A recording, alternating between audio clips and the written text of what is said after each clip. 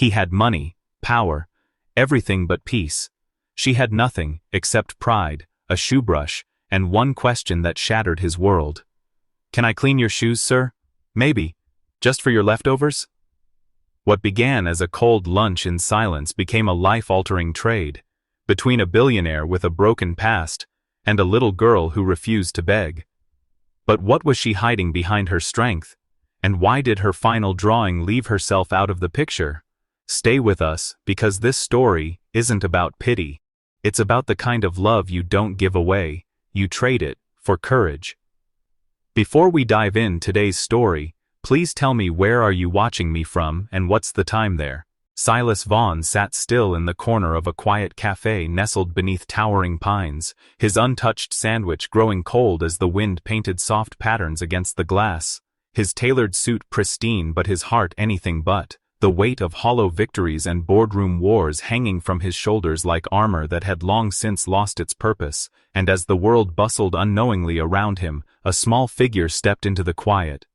A girl, no older than 6, shoes mismatched, cheeks kissed by dirt and wind, holding a tattered cloth and a worn shoe brush, with the kind of grip that belonged to someone who had learned survival the hard way. She didn't beg, didn't cry, didn't tremble. Instead, she walked straight to Silas's table, looked him in the eyes like an equal, and asked in a voice that trembled with hunger but stood on pillars of pride, "Can I clean your shoes? Then maybe I could have what you don't eat." And Silas, startled not by the words but by the fire behind them, blinked at her, unsure whether to be moved or ashamed, offering instead to buy her food. But she shook her head defiantly, saying, "I don't take free stuff. Mommy says we trade, not take." And in that moment, something in Silas cracked where he thought nothing remained to break, so he reached beside him, slid his fine leather briefcase across the table, and said, "Then dust this." To which the girl, Leora, as he would learn, opened her rags slowly, respectfully, like she was unfolding something sacred, and with both hands she worked the brush across the surface of the case with precision and purpose, her brows tight with focus, never asking what he did for a living, never commenting on his watch or suit or phone, never treating him like a man of power, only as a man with leftovers. And as she worked, Silas called for the waiter and ordered not just one dish, but the best. Grilled salmo, roasted vegetables, warm sourdough, and apple juice chilled just right, all while Leora quietly finished her task, folded the cloth again like it mattered, and waited, hands clasped, as if this exchange was bound by honor, not need. "You did good work," Silas said, sliding the plate to her without ceremony, and she hesitated for a second, looking at him not with doubt, but respect, before climbing into the seat and beginning to eat. Not like someone starving, but someone taught to appreciate every bite, chewing slowly, pausing between sips of juice like it was gold, telling Silas softly between bites that her mother used to be an art teacher before she got too tired to work, now mostly sleeping, and that they stayed at the hospice near the train tracks where nurses let them share one room because Mom doesn't like being alone. And as Silas listened, something in him, some frozen, long-forgotten space, began to thaw, because he recognized her tone, not in memory, but in reflection, remembering how once as a boy he too had to be proud when life wanted him to break. When she finished, she stood and wiped her lips with a napkin, thanked him for the meal, not like a child, but like a businesswoman closing a deal, and said, "Thank you for the trade," which hit him harder than any boardroom betrayal or market crash, because it wasn't the words. It was the dignity behind them, the way she meant every syllable. And as she turned to walk away, shoebrush tucked into her coat, scarf flapping in the wind like a banner of resilience, Silas sat frozen, the sound of her boots fading too fast into the chill outside until something inside him shouted louder than logic, louder than pride, and he pushed his chair back, ignored the whispers of other guests and rushed through the cafe door, the cold hitting him not like air, but like truth, and there she was, already halfway down Tishiwang. He sidewalk, coat too thin, steps too steady for someone that small, and without fully knowing why, without forming any real plan, Silas followed her, not too fast, not calling her name, just walking. Because watching her disappear felt too much like a second chance slipping away before he even understood what it was. and as the wind danced around them, stirring the fallen leaves, Silas whispered under his breath, "Where is she going?" Unaware that the answer would lead him not just to her, but back to a version of himself he thought had died long ago. Silas kept his distance, the echo of Lyora's small boots tapping against the cracked pavement growing fainter with each step, her frame weaving through narrow alleys shadowed by rusted pipes and graffiti-stained walls, her pace steady like she'd walked this path too many times to fear it, and though everything around them felt forgotten by the world, she moved through it like she belonged, her head held high, never once glancing back, while Silas, in his $1,000 shoes and cashmere coat, walked like a ghost among lives that didn't welcome his kind, the city's glittering skyline far behind them now, swallowed by peeling bricks and closed storefronts, until finally, she turned a corner and vanished through a narrow gate painted with flaking blue letters that read, "Harbor Light Hospice," the kind of place you only found when you were out of options, not hope. Silas paused outside the gate, heart racing for reasons that had nothing to do with fear, and stepped through slowly, the air inside heavier, lined with sterile smells and faint whispers from rooms down dimly lit halls, and as he followed the sound of Lyora's quiet steps down a corridor that groaned beneath old linoleum, he spotted her, kneeling beside a narrow hospital bed in a tiny room with no windows, her hand resting atop the frail fingers of a woman whose skin looked translucent, paper-thin, veins dancing like rivers beneath the surface, her breath uneven, but her eyes impossibly sharp as they locked onto his. For a moment, Silas stood, frozen in the doorway, unsure if he was intruding or being called, but Leora didn't look back. She just whispered, "Mom, this is the man who gave me food." And Malin, though barely strong enough to speak, gave the smallest smile, the kind that said everything without needing words, and Silas stepped in cautiously, removing his coat as if to show he came without pride, offering a folded envelope filled with money, but Malin turned her face away, her voice dry but unshaken. "Don't buy her. Just see her." And the rejection stunned him more than if she'd shouted, because no one ever turned down his money, not in years, not since he became someone the world listened to, and yet here was this dying woman, refusing his wealth, guarding her daughter's dignity with the last ounces of strength she had.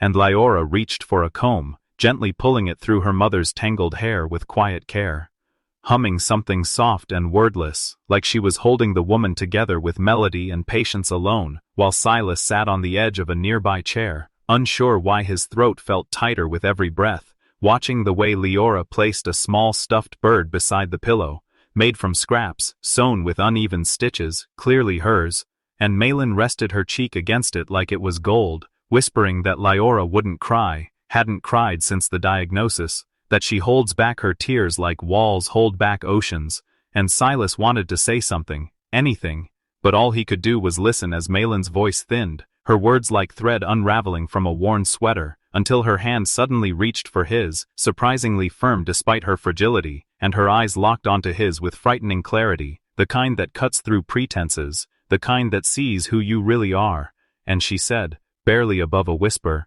"When I'm gone, she'll only need one thing." Then pause. Ed, breath hitching, her grip tightening slightly as if bracing him for what was coming, her lips trembling, not from weakness but from urgency, and Silas leaned closer, heart pounding as if the next words would change everything, because deep down, he knew they would. Silas leaned in closer, the dying grip of Malin's fragile fingers pulsing faintly against his own, her breath catching like it hurt to speak but mattered too much to stay silent, and when she finally whispered, "Don't let her disappear. Love her loud." It didn't feel like a request, it felt like a transfer of something sacred, a torch of burden and belonging that no amount of money could carry, and as her hand slowly loosened, sliding away with the weight of finality, Silas sat frozen in the chair beside her, unsure whether he had just made a promise or been branded by one, his throat tightening under the silence that followed, a silence that screamed louder than any grief he'd ever known, and when Leora looked up from her post near the foot of the bed, he couldn't tell if she had heard the words or just felt them through the air, but either way, she rose quietly, walked past him, and said nothing. Just nodded like the world had turned a page she wasn't ready for, and Silas followed her out of the hospice. The night outside colder than he remembered, stars blurred behind drifting fog as the wind wrapped around his coat like a second skin, his steps crunching over gravel that felt heavier than concrete, and by the time they reached his car, Leora had wrapped her arms around herself, holding in more than cold, staring out the window the whole drive without a word, until they pulled up to the wrought iron gates of his estate, which stood like a silent palace to everything he'd once thought success meant. And as they walked inside, marble floors, vaulted ceilings, polished glass, none of it seemed to matter next to the tiny girl trailing behind him, clutching a tattered scarf to her chest like armor. He showed her the guest room, a space more lavish than anything she'd ever seen, but she didn't rue. And to the bed, didn't test the blankets, didn't marvel at the size. Instead, she stepped carefully to the corner of the room, laid down the scarf like it was a line in the sand and curled up on the plush carpet, knees to chest, facing the wall, while Silas stood at the door, watching, feeling helpless in a house full of everything except what she needed, and when he walked away, he didn't go far. Just down the hall, into his office, where he sat in the dark with his head in his hands, Malin's final words echoing in the silence. Love her loud. Louder than the wind, louder than regret, and yet he didn't know how. Not really, because love had always been transactional in his world, and this wasn't a deal. This was something raw and unfiltered and terrifying, and just as he stood to go check on her, the phone on his desk began to ring, shrill against the hush of the night, making him freeze, because somehow he already knew it wasn't a call that could wait, and when he picked it up and heard the nurse's voice, low and heavy, he didn't need the full sentence, didn't need to hear the word past or peacefully or time of death. He knew, and he sank into the leather chair, the phone still to his ear but no longer a lifeline, just a confirmation of what he had feared the moment Malin gripped his hand, and when he walked quietly back to the guest room, the door half open, he found Leora still curled in the same position, hugging her mother's scarf tighter than before, as if something inside her had broken without sound, and she whispered without turning, her voice small and certain, "She's gone, isn't she?" But before Silas could say anything, could summon words he didn't yet have the strength to speak, the phone in his hand began ringing again, vibrating with urgency, slicing through the moment like thunder, and Silas stared down at the screen, torn between the past he couldn't fix and the future he wasn't sure he could hold. The phone kept vibrating in Silas's hand, buzzing like a hornet against the silence that had just been pierced by Leora's fragile voice, her words hanging in the air like smoke from a fire still burning somewhere unseen. And for a moment he didn't move, he just stared at her small back curled on the floor, the scarf wrapped around her fingers like a memory she couldn't release, and slowly, gently, he knelt beside her, placed the phone down silently on the nightstand, and whispered her name. His voice cracked open by something bigger than grief, and when she turned her head just enough for him to see the tears pooling in her lashes, but refusing to fall, he didn't ask if she knew. She did, they both knew, and he opened his arms without words, not offering comfort like a gesture, but like a lifeline, and she slid into them like she belonged there, no sound, no sobbing, just a small body pressed against his chest as though trying to disappear inside the only warmth she had left. And then came the words, soft, broken, and world-shifting. "Can I call you Dad?" And time stopped for Silas, the room around them blurring, because no title had ever struck him that deep, not CEO, not founder, not chairman, and though his voice faltered, his heart responded before language caught up, tightening his arms around her and whispering back, "Yeah, sunshine, you can." And something inside him gave way, something old and armored finally breaking open to let her in, and he held her like she was glass and fire all at once, wondering if somehow, in her small, shattered world, he'd just been chosen to rebuild it. Later that night, after Leora had drifted into exhausted sleep in the grand guest bed, her scarf clutched beside her, her breathing uneven but calm, Silas found himself in front of the mirror in his private bathroom, the lights low, steam from a half-run shower curling around the edges of the room, and he stared at the man looking back at him like he was studying a stranger wearing his skin, the expensive suit now draped over a chair, the shirt wrinkled, the face unshaven, But it wasn't the surface that shook him, it was the eyes, because for the first time in years they weren't empty, they were full of fear, of wonder, of the terrifying ache of beginning again, and he whispered to the mirror, "What are you doing?" But no answer came, only the echo of Malin's voice in his head. "Don't let her disappear, love her loud," and he nodded to the silence like making a pact with something he couldn't name, then turned away, running a hand through his hair and heading back down the long hallway, the sound of his steps softer now, like even his walk had changed. As he reached the staircase, a knock rang out from the front door, soft, deliberate, not urgent, but not casual either.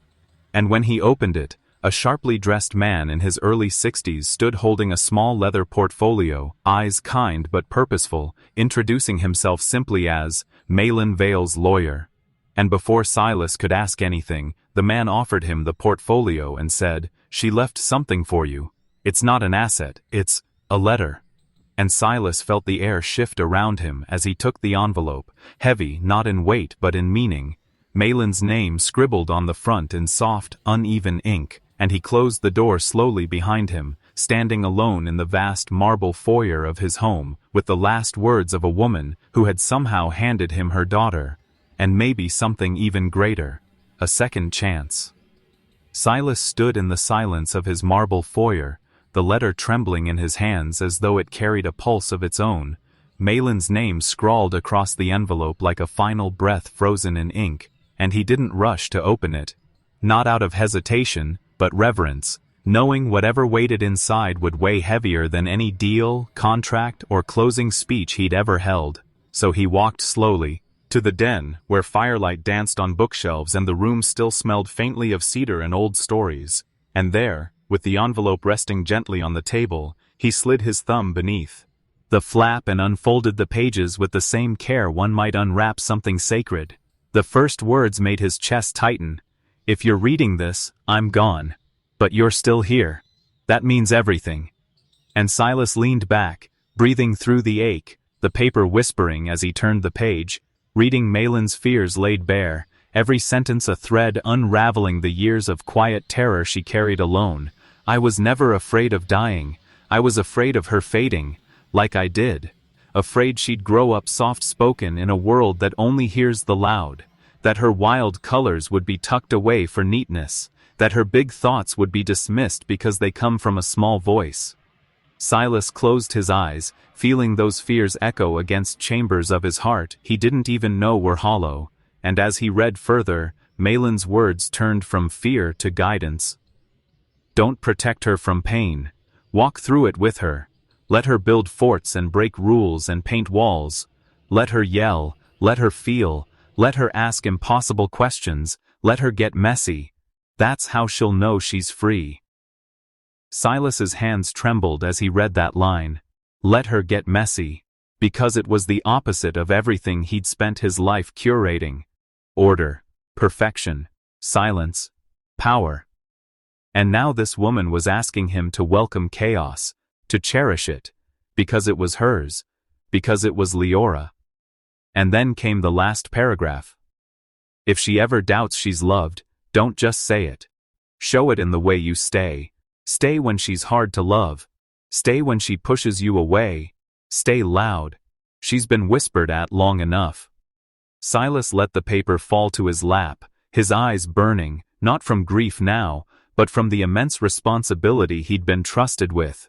Not just to care for a child, but to raise a warrior, a thinker, a creator. And for the first time, he didn't feel scared. He felt chosen.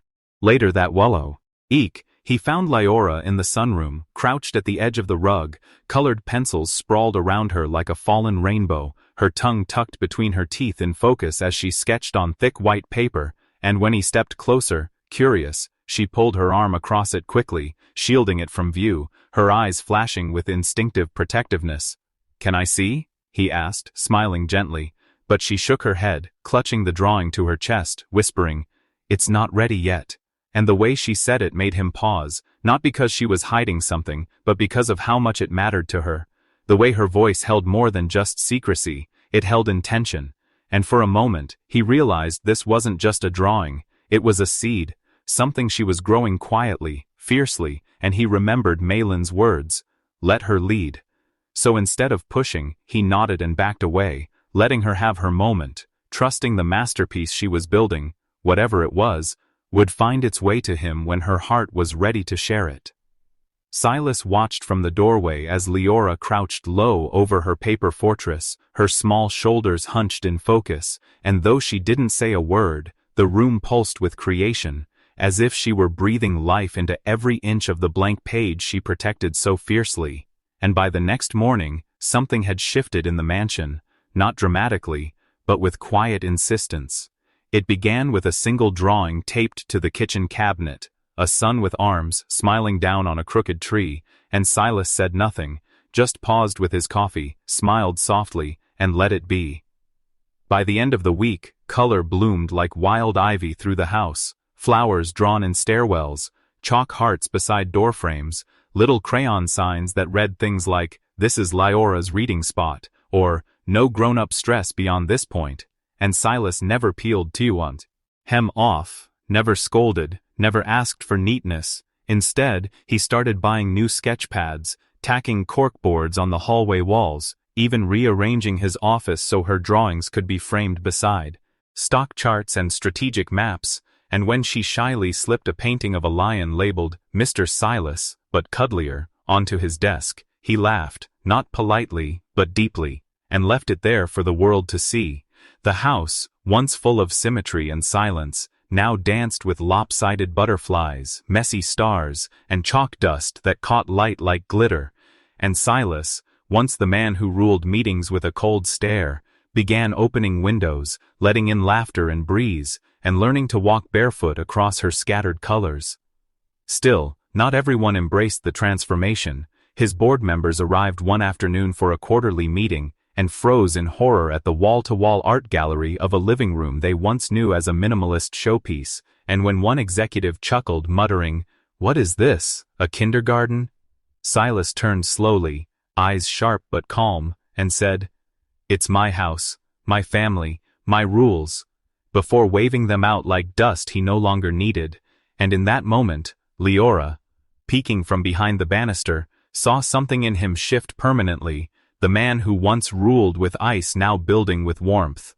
Later that evening, as the fire crackled low and the windows framed the sunset in pinks and golds, Silas noticed Leora standing beside the grand piano with something tucked behind her back, her eyes brighter than usual, but lips pressed tight like a secret was sitting just under her tongue, and when he gently asked, "Is that the one you've been hiding?" she nodded slowly, stepping forward with hesitant pride, then unrolling a piece of thick white paper from behind her back and revealing it like it was a crown jewel. Her drawing, done entirely in crayon, was framed in a wooden border she'd decorated with beads and buttons, and across the top in uneven red letters it read, "My Real Home." Silas stared at it, breath-catching, because it showed three figures, him in his suit but smiling, Malin with angel wings above them, and their mansion in the background surrounded by stick trees and blue birds in the sky. But something was off, and it took him a second to realize what it was.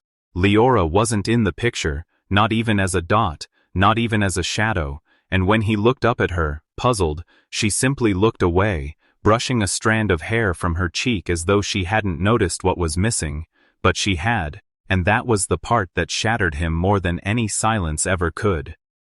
Silas kept staring at the framed crayon drawing, heart heavy with the absence more than the art, and as Leora stood quietly by the fireplace, her small hands fidgeting with the hem of her sleeve, he rose without a word and knelt beside her, lowering himself not just in posture but in presence, his voice soft but steady as he asked, "Sweetheart, why aren't you in it?"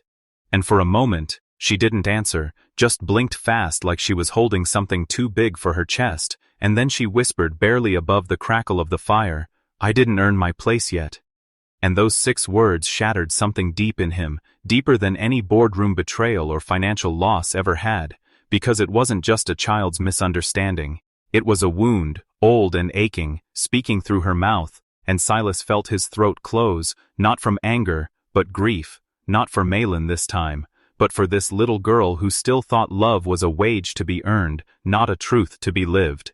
and as tears burned behind his eyes, he reached out and gently took her hand, guiding her down the hallway, not to the gallery where her colors danced, but to his private study, the one room she'd never wandered into yet. And there, he opened a drawer in his desk, a drawer filled with silence and things he'd never shown anyone, and inside, he pulled out a single creased piece of paper, carefully, smoothed flat, the first picture she'd ever drawn for him. A lion in a suit, labeled Mr. Silas but cuddlier, edges frayed, colors faded, but perfectly preserved, and he held it out with shaking fingers as he said, "I kept it, from the very first day, because I knew that if anything ever reminded me of home, it would be this." And Leora's lips parted in shock, eyes blinking wide, and he continued, voice now cracked but unashamed, "When I was your age, I had no drawings, no bedtime hugs, no one waiting when I got home. My place in the world felt like a borrowed chair at someone else's table." And his eyes met hers, deep and glistening. "So if anyone has to earn a place, it's me, not you. You were mine the moment you looked me in the eye at that cafe and said you don't take anything free."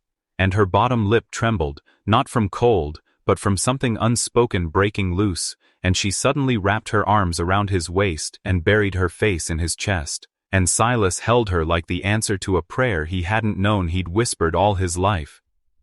Time passed in that warm, silent embrace, until a knock came at the door. Maria, the housekeeper, holding a brightly colored envelope with an invitation inside. Local children's art showcase, featuring voices that shine, and Silas raised an eyebrow, reading aloud that Leora had been specially invited to submit one original piece for display at the town's gallery, and before he could ask if she wanted to do it, Leora stepped forward and said, "Only if I can finish this one first."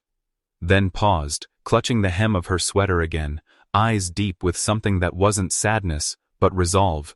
"For Mom." And Silas didn't say anything, just nodded once, as if this wasn't just a drawing, but a doorway to healing, and whatever she needed to pour into it, he would wait for as long as it took. Leora stood at the edge of the gallery room, her small fingers gripping the folded cloth that veiled her canvas, her hair a little messy, her shoes slightly scuffed, but her eyes were clear, wide with purpose, like the storm in Po. Side her had finally found its sky, and Silas stood just a few steps behind, not pushing, not instructing, only there, solid as ever, heart pounding harder than any boardroom reveal he'd ever experienced. The audience murmured in rows of polished chairs, their expressions curious, unsuspecting, as Leora stepped forward and gently pulled the cloth away, revealing her piece. Traded, not taken, a canvas nearly as tall as she was, bursting with raw color and truth, and the room fell silent like a held breath. In the painting, 3 figures stood beside a long table set for dinner, Malin with soft golden wings, Silas in his signature suit with a sunflower in his breast pocket, and Leora in her pink frock standing proud. But it wasn't the people that struck the room dumb. It was the empty plate on the table and what sat beside it. A tiny weathered shoe brush, painted in exquisite crayon detail, its bristles splayed like a memory refusing to be forgotten, and Leora stepped up to the mic, her voice trembling for only a second before it turned to steel wrapped in silk, and she said, "I didn't beg that day. I didn't ask for pity. I traded my strength for love, and I got more than food. I got seen, I got found." And the room stayed still. No applause, no whispers, just the weight of honesty resting on every chest in the room. Behind her, Silas blinked hard, jaw clenched, and a tear finally broke loose. Not from sadness, but pride. The kind that cracks open the oldest parts of a man and lets something alive grow again, and when someone in the crowd finally clapped, it sparked a ripple, then a wave, until the entire room stood in ovation, faces lit not just by admiration, but awakening, and Leora turned toward Silas with a shy grin, then whispered, "Did I earn it now?" And Silas knelt down, wrapped his arms around her like shelter, and whispered back, "You never had to earn it, Sue. Unshine. But this is the best deal I ever made." And they held each other a moment longer before walking out of the gallery hand in hand, the world a little wider. The night air soft against their skin as they strolled past bright-lit cafes and windowed shops until they reached the edge of the block where a girl, no older than Leora had been just a year ago, stood alone in the glow of a street lamp, holding a cloth and a tin of polish, her cheeks smudged, her eyes brave, and as they passed, the girl stepped forward, voice small but firm. "Can I clean your shoes, sir? I'll take anything you don't finish." And Silas looked down, stunned by the mirror of it all, but before he could speak, Leora let go of his hand, stepped forward, knelt to the girl's level, and pulled the sandwich from her backpack, one she'd packed herself earlier that morning, and placed it gently in the girl's hands. "No trade today," she whispered. "Just a full plate, from someone who gets it." And the girl's eyes filled as she clutched the food with both hands, and Silas felt the weight of the world shift again, not with noise but with grace, and as they walked away, the camera panned up toward the cafe's sign glowing in the darkness, the very place where a little girl once asked to clean shoes for leftovers, and found a father instead. And then it all faded to black as Silas's voice echoed in the silence one last time. "Best deal I ever made."